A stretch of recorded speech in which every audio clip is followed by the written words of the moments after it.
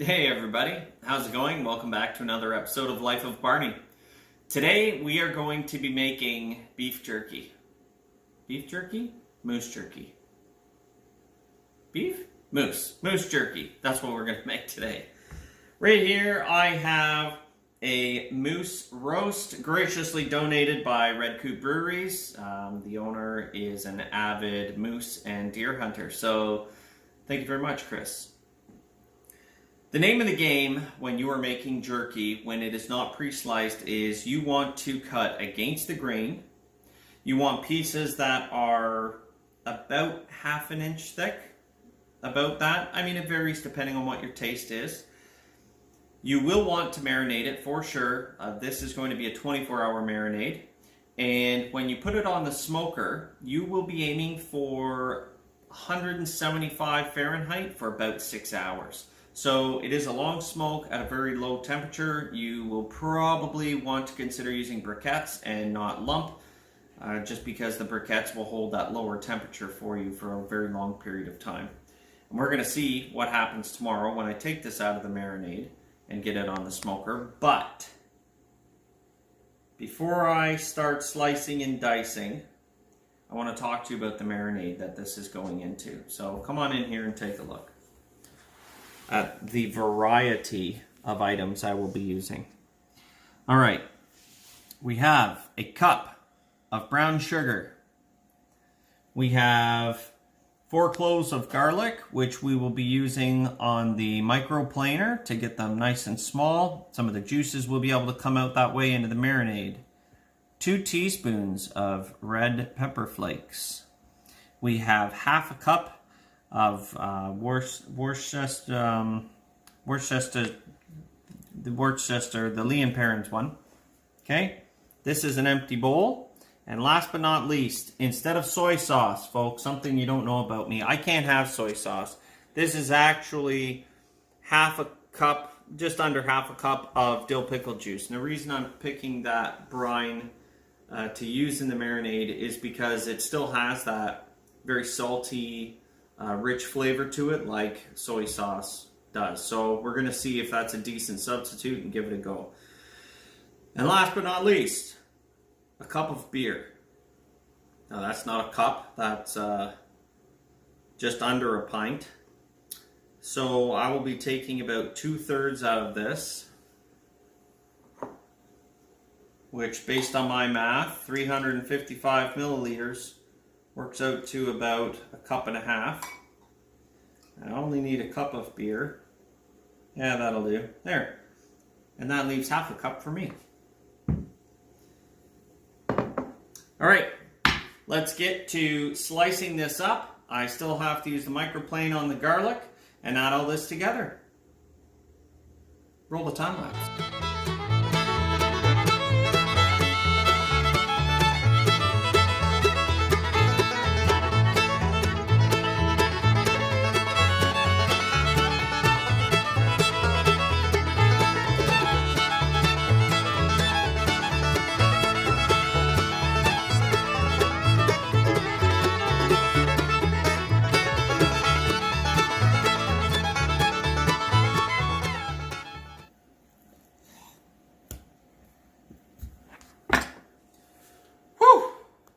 That took a while.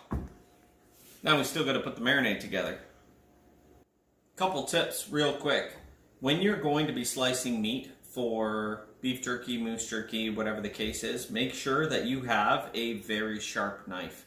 And if you don't know how to sharpen a knife, there's more than enough resources on YouTube, folks. Just remember, it's dangerous if you're using a dull knife. Make sure you got one that's nice and sharp to get these thin pieces. Ah, crap. Who drank my beer?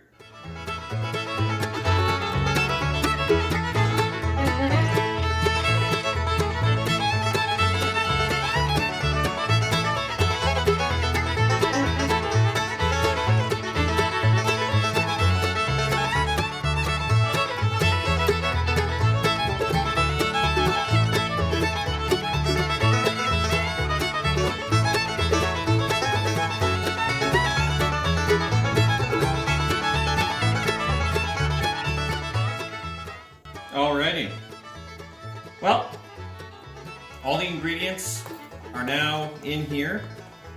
Make sure you give it a good mix, folks, especially that brown sugar.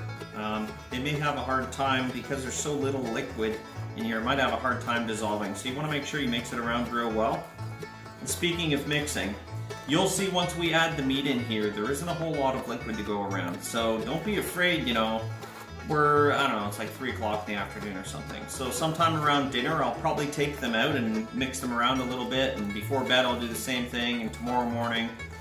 And basically, that just ensures that every little bit gets covered in the marinade. Maximum flavor, makes it worth it.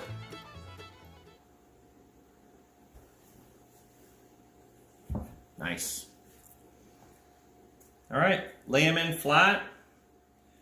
Try not, I mean, they are going to stack up a little bit, but just make sure you're not putting in a whole clump of meat that's all folded up or anything, because then you're going to get pieces of the meat that don't get any of the marinade on them. They may end up lacking a little flavor.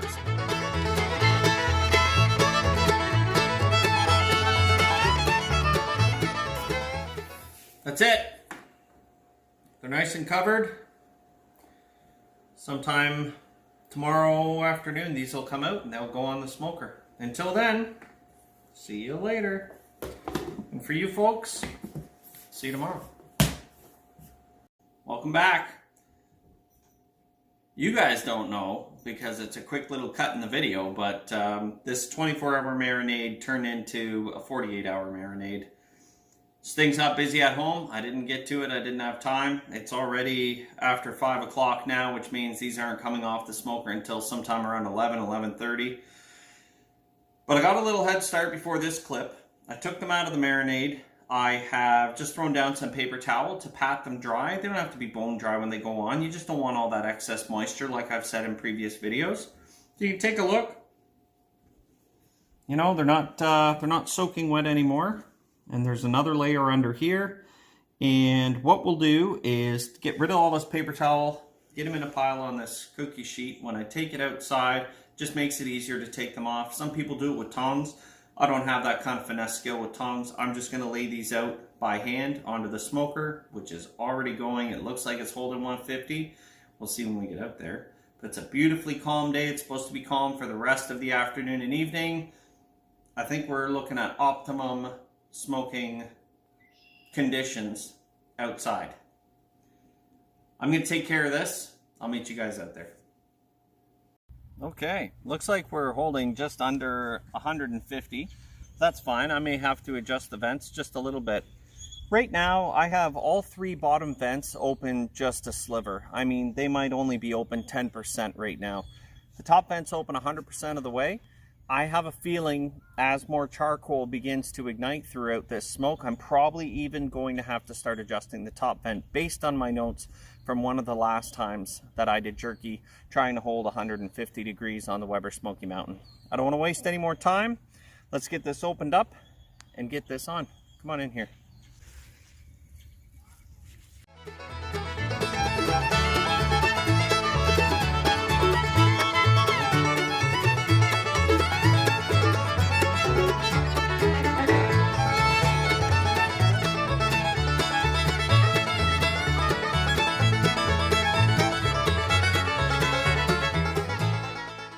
There we go. Okay, folks, look here now. One thing I forgot is I probably need to add just a little bit of salt onto the jerky here. I'm going to do that real quick. I'm just going to lift it up, sprinkle a little bit on because there wasn't a whole lot of salt in the recipe. Close it up. I'll check back with you guys probably in a couple hours. See you soon. All right, folks, look, I have to apologize because I feel like I've been neglecting you a little bit. The thing that's so perfect about the WEBER Smoky Mountain, once you get your vents dialed in, it just holds that temperature. I went up just a little bit after our last clip, which I figured it might happen. I closed all the vents down and it just stuck at 150, 145 for the rest of the smoke. I haven't opened this in maybe 3 hours. I've just been letting it ride. So it's time for a viewing, and if they look good, they're coming off. It's been 6 hours. Come on in, let's take a look.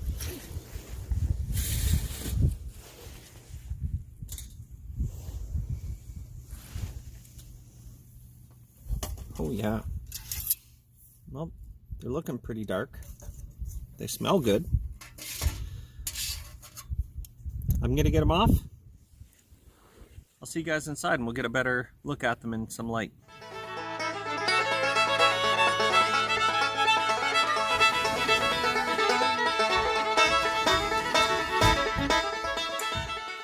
Well, I mean, they look okay. They don't look as juicy as batches that I've done in the past, but they do have a little bend to them. They smell good. Mousse does have a bit of a gamey taste and just a bit of a gamey smell to it sometimes. But I mean, it's not crunchy by any means. Let's give it a taste test here.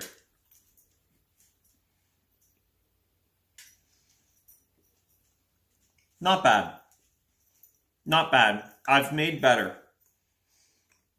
It's not quite, as I said, it's not quite as juicy as batches I've made in the past. Let's recap.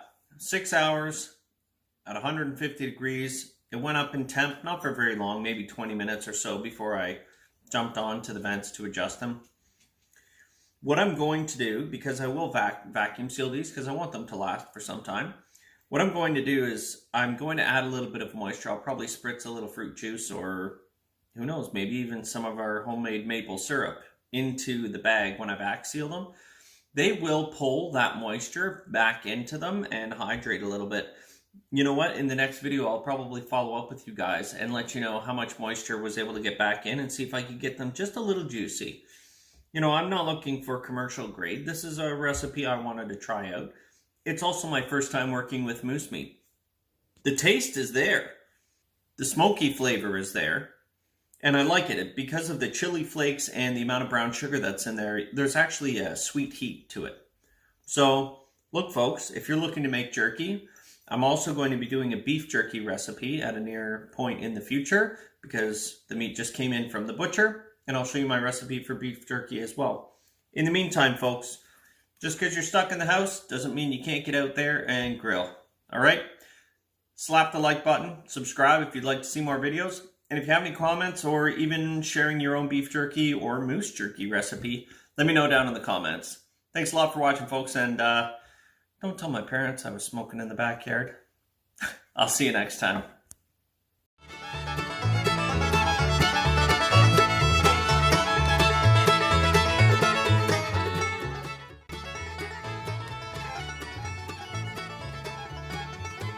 We're rolling.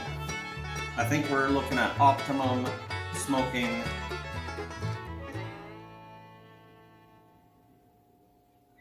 conditions